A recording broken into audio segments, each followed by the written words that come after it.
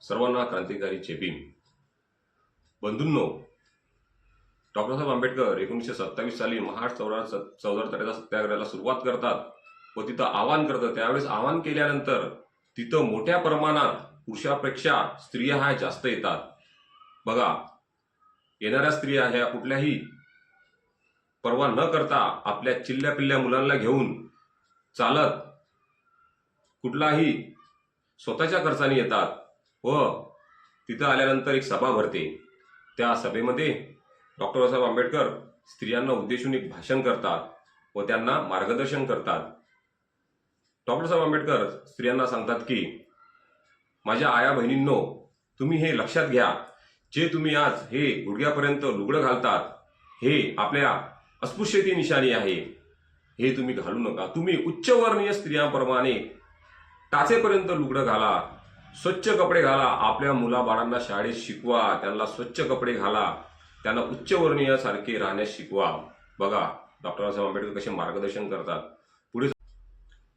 बाबासाहेब पुढे जाऊन अस्पृश्य पुरुष व बहुजन वर्गाला संबोधित करतात की ज्याप्रमाणे हे पुरुष हातामध्ये काठी घेऊन फिरतात, ते काठी घेऊन फिरणं बंद करा. ही काठी घेऊन फिरण्याची निशाणी हे अस्पृश्यांची आहे.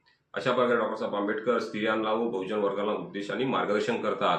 पुढे चालून डॉक्टर साहेब आंबेडकर असे म्हणतात की बहुजन स्त्रियांनो, तुम्ही शिक्षण घ्या, मुलांना शिकवा.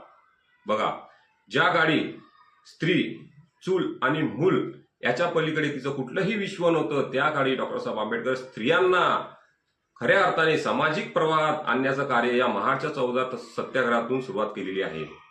लाखोच्या हजारोच्या संख्येने आलेली स्त्रिया यांना उद्देशून डॉक्टर साहेब आंबेडकर सांगतात की स्त्री ही शिकली तर आपल्या घराची प्रगती होणार.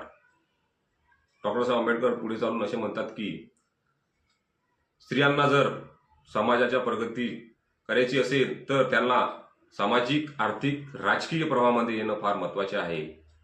जर ही सुरुवात केली असेल ती एकमेव फक्त डॉक्टर बाबासाहेब आंबेडकर यांनी. स्त्रियांचे खरे उद्धार करते म्हणजे डॉक्टर बाबासाहेब आंबेडकर. बहुजन स्त्रियांना पुरुषाप्रमाणे सामाजिक कार्यामध्ये खेचून आणण्याचं काम डॉक्टर बाबासाहेब आंबेडकर यांनी केलं आहे. अशा थोर मार्गदाता बहुजनांना उत्स्फूर्तपणे, हर्षाने व उत्साहाने सामाजिक चळवळीमध्ये पुढे आणण्याचं काम जर केलं असेल तर ते फक्त डॉक्टर साहेब आंबेडकरांनी.